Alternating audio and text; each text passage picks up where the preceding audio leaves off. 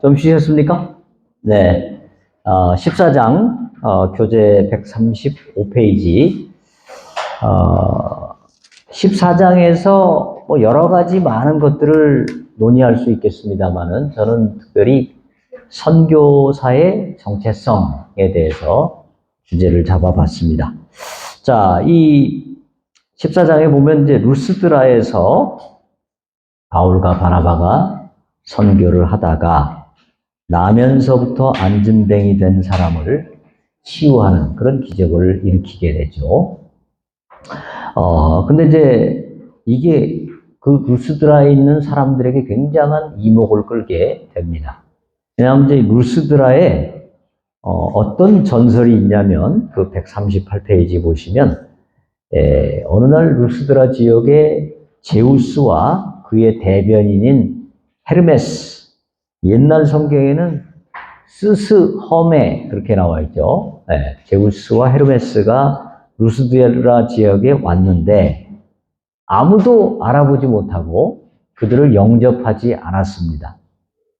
그런데 이제 늙은 농부 부부였던 빌레몬과 바우시스가 이들을 알아보고 이들을 아주 극진하게 영접했습니다. 마치 그 아브라함이 하나님과 그의 천사들을 알아보고 영접했던 것처럼 영접했습니다.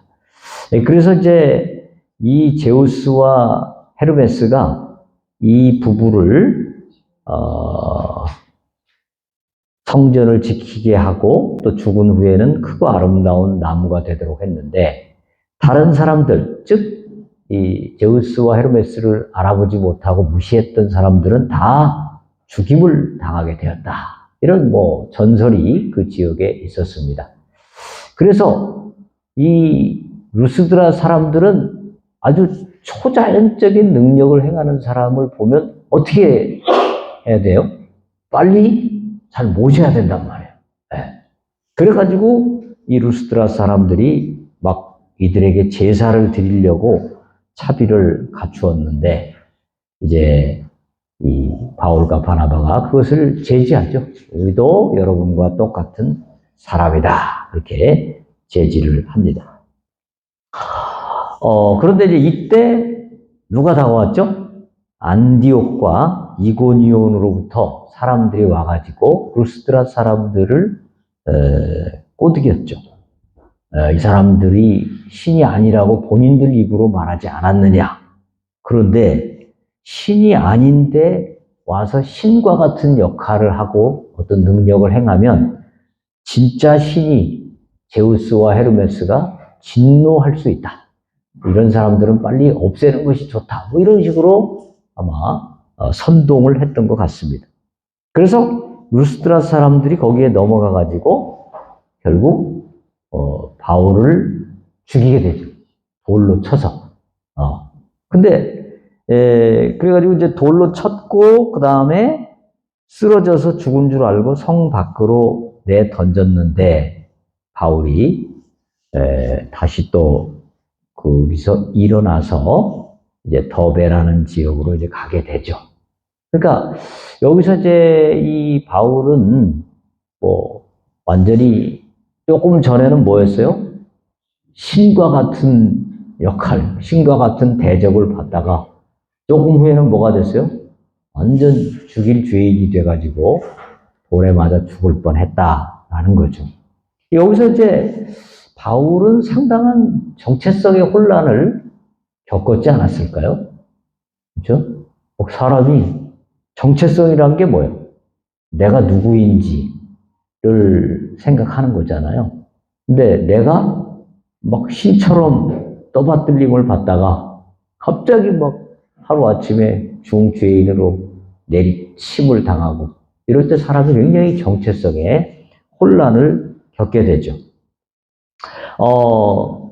선교사가 특별히 그런 경우가 많습니다. 선교사가 선교지에 가게 되면 이런 그 정체성의 혼란이 많이 일어나요. 그래서 자기가 현지인과 똑같아져야 될 때 상당한 또 정체성의 혼란이 임하게 돼요. 자기의 정체성을 포기해야 되니까. 또 현지인과 똑같아지지 못할 때는 또 뭔가 겉돌잖아요. 현지인과 하나가 되지 못하는. 거기서 또 정체성의 혼란이 있단 말이죠. 그래서 이제 문화가 바뀌어지면서 굉장한 혼란을 겪게 됩니다. 며칠 전에 제가 누구한테 얘기를 들었는데 미국에 살던 교포인데 삼성전자인지 뭐 삼성의 스카웃이 된 거예요. 미국에서 잘 나가던 사람이 삼성에 스카웃이 됐는데 삼성에서 올 때 뭐 비행기 값, 뭐 그다음에 뭐 이사비, 뭐 주택, 그다음에 아이들 등록금까지 다 대주기로 하고 왔는데 한 세 달 정도 근무하다가 도저히 못 견디고 그냥 가버렸어요. 가면서 이제 뭐 그 모든 비용을 한 2,500만 원쯤 되는데 그걸 다 물어줘야 된다고 하더라고요. 근데 그게 이제 왜 그렇게 갔느냐? 제가 보기에는 문화 충격이에요, 문화 충격. 그 미국 회사의 문화와 한국이 삼성이라고 하는 요 회사의 문화가 완전 다르겠죠. 한국 삼성은 뭐 엄청나게 막 빠이빠이 돌아가는데 미국 문화 조금 좀 느슨하거든요. 네, 그러면서 거기서 그걸 못 견디고 몸무게가 막 10kg씩 빠지고 막 설사가 줄줄 나오고 이래서 더 이상 못 견디고 이제 갔어요. 그래서 문화가 달라질 때 겪는 충격이 상당히 큽니다. 선교사가 또 새로운 문화권에 가서 이런 그 문화 차이를 느끼면서 거기서 이제 충격을 겪게 되는데, 특별히, 138페이지 보시면 대부분 선교사는 현지인들의 눈에 엄청난 재력을 가지고 또 높은 학식을 갖추고 또 모든 것을 할 수 있는 사람으로 비춰집니다. 현지인들이 어떻게 보면 선교사를 굉장히 높이 받들죠. 그러나 항상 그런 것만은 아닙니다. 또 항상 높이 받들림을 받는 게 좋은 건 아니죠. 어떤 경우에 선교사님 중에 현지인들로부터 고소를 당하거나 사기를 당하거나 도둑을 맞거나 여러 가지 각종 음모에 고통을 당하는 경우가 없지 않아 있습니다. 이제 들은 얘기인데요. 어떤 선교사님이 은행에서 돈을 찾아가지고 나오는데, ATM기에서 돈을 찾아가지고 오는데, 2인조 오토바이 그 강도가 그걸 미리부터 안 거예요. 그래서 따라가가지고 돈 딱 찾아가지고 나오니까, 이제 그 오토바이를, 차를 쭉 쫓아가다가 어느 지점쯤에서 딱 그 차 앞으로 가서 오토바이를 대고, 총을 겨누면서 빨리 돈을 내놓으라고. 그렇게 해서 이 선교사님이, 근데 이제 왜 돈만 뺏으면 되는데 총을 막 쏜 거예요. 그래가지고 손가락으로 이렇게 막다가 이 손가락으로 이 총탄이 통과를 하면서 이게 굉장히 큰 상처를 입은 거예요. 근데 이거를 이제 우선 급한 대로 그 나라에서 치료를 했는데 이 손가락은 원래 마디를 잘라야 된대요. 중간에 자르면 안 되고. 근데 아마 그 의료 기술이 좀 떨어져서 그런지 중간에를 잘라가지고 한국에 와서 다시 수술을 했다고 그러더라고요. 그래서 참 어려움을 당한 경우가 많은데 하여튼 참 선교사가 많은 정체성의 어려움을 겪습니다. 심한 경우에는 그 나라에서 하도 많은 상처를 받아가지고 선교사가 끝나고 난 뒤에 그 나라 쪽을 향해서는 소변도 안 본다.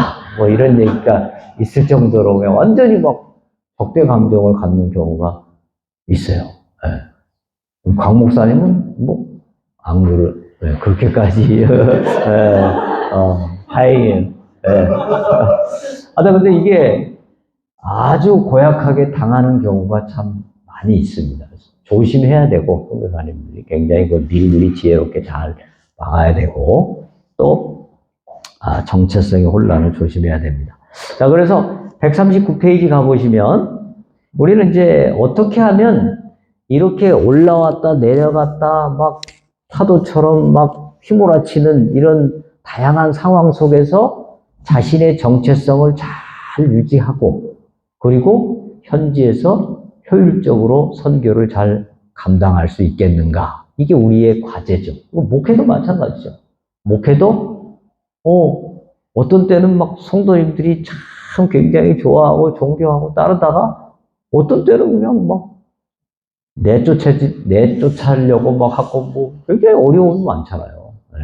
그래서 목회자도 역시 자기의 정체성을 잘 유지하는 것, 환경의 변화에 관계없이 이게 굉장히 중요해요. 첫 번째, 139페이지. 첫 번째는 철저한 성육화를 하라는 거죠. 성육화. 이중 문화 속에서 살아가는 선교사가 자기의 정체성을 확고하게 유지할 수 있는 길 중에 하나는 선교지의 문화와 자기를 동일시하는 겁니다. 예수님께서 하늘의 보좌를 버리시고 이 땅에 오셔서 큰 불편한 인간의 몸을 입으시고 그 제약을 다 받아가면서 그 인간들 속에서 사셨던 것처럼 우리 선교사나 목회자도 그곳에 가서 그들과 같은 그런 성육화를 이루어내야 된다라는 것이죠.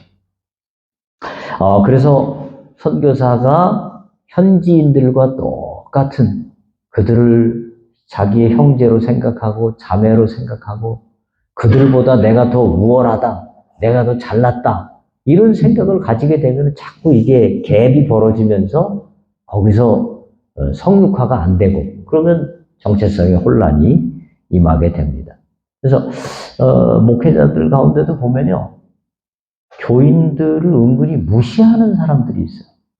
우리 교회 교인들은 뭐 생활 수준도 낮고 직업도 변변치 않고 뭐 의사 하나도 없고 교수 하나도 없고 뭐 이런 얘기를 하는 분들이 있어요.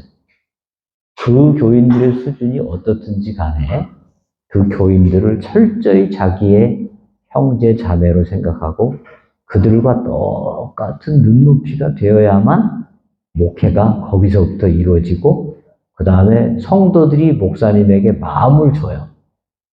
목회자가 자기는 굉장히 우월한 것처럼 생각하고 성도들과 한 마음이 되지 못하면 성도들도 마음을 안 엽니다. 선교도 그렇고 목회도 그렇고 철저한 성육화가 이루어져야 되고요. 두 번째는 사람이 아니라 하나님께 시야를 둬야 됩니다. 바울은 선교 사역을 수행하면서 늘 하나님을 바라보려고 노력했습니다. 갈라디아서 1장 10절에 이제 내가 사람들에게 좋게 하랴 하나님께 좋게 하랴 사람들에게 기쁨을 구하랴 내가 지금까지 사람들의 기쁨을 구하였다면 그리스도의 종이 아니니라 이렇게 고백합니다. 이것은 사람들을 무시하라는 게 아닙니다. 사람들의 얘기를 그냥 완전히 무시하고 듣지도 않고 그런 얘기가 아니에요. 사람들을 존중해야 되고 사람들의 의견을 잘 들어야 되지만 결국 우리의 최종적인 결정, 최종적인 목회의 방향은 항상 누구에게 기준이 있는 거죠? 하나님께 기준이 있다. 사람들에게 좋게 하기 위해서 하나님의 뜻을 어기는 그런 목회를 하면 될 것 같지만 결국은 안 돼요. 늘 하나님이 기준이 돼서 일관성 있게 가야 됩니다. 바울은 그의 동족들로부터 많은 핍박을 받았습니다. 거기 140페이지 보시면 바울이 네 번째 줄 바울이 가는 곳마다 바울을 쫓아가서 바울을 핍박하고 그의 사역을 방해한 사람들 바로 그의 동족인 유대인들이었습니다. 안디옥과 이고니온에서 루스드라까지 쫓아와가지고 사람들을 선동해서 돌에 맞아 죽게 했고요. 또 데살로니가에서 베레아까지 쫓아와서 방해 공작을 펼쳤고 사도행전 22장 22절을 보면 유대인들이 이렇게 말하죠. 이러한 자는 세상에서 없애버리자. 살려줄 자가 아니라. 이렇게 말했고, 바울을 죽이기 전에는 먹지도 아니하고 마시지도 않겠다고 맹세할 사람들이 40여 명에 이르는, 이 정도 되면은 정말 바울이 굉장히 힘들었겠죠. 바울을 죽이려고 하는 사람이 40명이나 됐다. 그런데 바울은 그럼에도 불구하고 그 동족이 자기가 그리스도의 구원에서 끊어질지라도 나의 동족 유대인들이 구원받기를 원한다. 라는 이런 이야기를 하죠. 네. 그는 사람을 바라보지 않고 하나님을 늘 바라봤습니다. 하나님께서 이런 핍박을 주시는 것도 다 이유가 있으실 거다. 하나님의 뜻이 있으실 거다. 그러면서 그것을 능히 견디어 나간 거죠. 그러니까 여러분들이 목회를 하든 선교를 하든 사람의 눈치를 너무 많이 보고 사람이 날 좋아하나 싫어하나 이거에 너무 연연하다 보면 자기가 먼저 쓰러져 버려요. 자기가 먼저 그러기가 돼가지고 목회를 못합니다. 그러니까 사람이 어떻게 하는 거 중요한데 그것보다 더 중요한 게 하나님을 늘 바라보고 내가 하나님 앞에 바로 섰다면 사람들이 어떻게 하든지 거기에서 자기의 길을 꾸준히 가는 자세. 이게 중요한 거죠. 세 번째는 하나님으로부터 받은 은혜를 늘 상기하라. 바울은 디모데전서 1장 15절에 죄인 중에 내가 괴수다. 이렇게 말했죠. 그 다음에 로마서 1장 14절에 헬라인이나 야만이나 지혜 있는 자나 어리석은 자에게 다 내가 뭐했다? 빚진 자다. 이렇게 말했습니다. 바울이 언제 그들에게 돈을 빌렸나요? 특별한 신세를 졌나요? 근데 왜 바울은 돈도 빌리지 않았는데 자기가 빚진 자라고 말할까요? 바울이 구원받게 되고 바울이 사도로 부름받게 된, 파송받게 된 중요한 이유가 뭐죠? 사도행전 9장 15절에 이방인을 위한 사도로 부름을 받은 거죠. 그러니까 자기가 구원받은 거, 누구 때문에 구원받았다고 본 거예요? 이방인 때문에. 자기가 사도로 파송받은 거, 뭐요? 이방인들 덕분에. 그러니까 이방인들 덕분에 자기가 사도가 되었다는 생각 때문에 뭘 졌다고 보는 거예요? 빚을 졌다. 빚진 자다. 그들 때문에 내가 구원받았다. 그러니까 빚진 자이기 때문에 하나님으로부터 감당할 수 없는 큰 은혜를 받았다고 생각하면 어떤 고난도 넉넉히 이길 수가 있었던 것입니다. 그러니까 우리가 언제 불평이 나올까요? 언제 짜증이 날까요? 언제 낙심이 될까요? 은혜가 떨어질 때 불평이 나오고 짜증이 나고 낙심이 됩니다. 은혜가 충만하면 내가 이렇게 큰 은혜를 받았는데 뭐가 문제? 그렇죠? 근데 되게 불평하고 짜증낼 때 여러분의 상태를 점검해 보세요. 되게 뭐요? 은혜가 떨어진 거예요. 하나님께 대한 감사가 떨어졌고 우리 딸도 가끔 막 짜증을 내고 불평할 때가 있거든요. 제가 그때 그래요. 야야, 감사를 선포해봐라. 감사. 무조건 하나님 감사합니다. 그렇잖아요.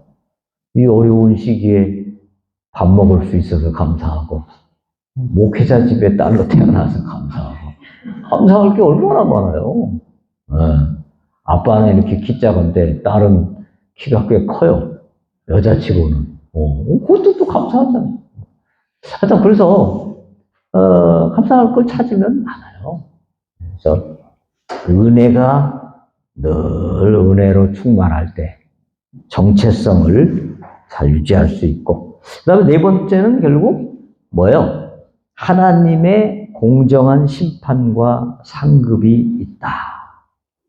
고린도전서 4장 3절에 너희에게나 다른 사람에게나 판단받는 것이 내게는 매우 작은 일이라.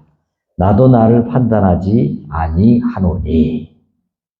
사람은 남의 판단에 굉장히 신경을 쓰게 돼 있죠. 어쩔 수 없어요. 그게 인간입니다. 근데 바울도 신경 쓰이겠죠. 그러나 늘 뭘 생각하는 거예요?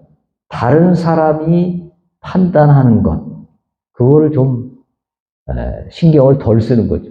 어떤 믿음이 있기 때문에 나를 판단하실 이는 누구시니까? 그리스도이니까.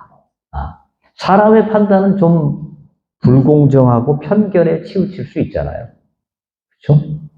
그런데 가장 공정하게, 가장 정확하게 심판해 주실 분은, 판단해 주실 분은 예수 그리스도다. 그리고 그분이 디모데후서 4장 7절 8절로 말씀한 것처럼 나는 선한 싸움을 싸우고 나의 달려갈 길을 마치고 믿음을 지켰으니 이제 후로는 나를 위하여 의의 면류관이 예비되었으므로 주 곧 의로우신 재판장이 그날에 내게 주실 것이며 내게만 아니라 주의 나타나심을 사모하는 모든 자에게도니라. 결국 우리 주님께서 나에게 면류관을 주실 것이고 나에게 상급을 주실 것이고 가장 공의로운 재판과 심판을 해주실 것을 믿기 때문에 바울은 사람들이 뭐라고 하든지 그것 때문에 너무 낙심하거나 좌절하지 않았습니다. 이거는 다시 말씀드립니다. 사람들을 무시하라는 게 아닙니다. 사람들의 평가에 그냥 완전 귀를 틀어막고 나는 그런 거 신경 안 써. 그게 아니에요. 그들도 존중합니다. 존중하지만 항상 하나님이 나를 어떻게 보시고 계실까? 그게 명확하면 정체성에 흔들림이 없이 사람들이 뭐라고 하든지 꾸준히 나갈 수 있다. 이렇게 봅니다. 네. 거기까지 14장 하시고.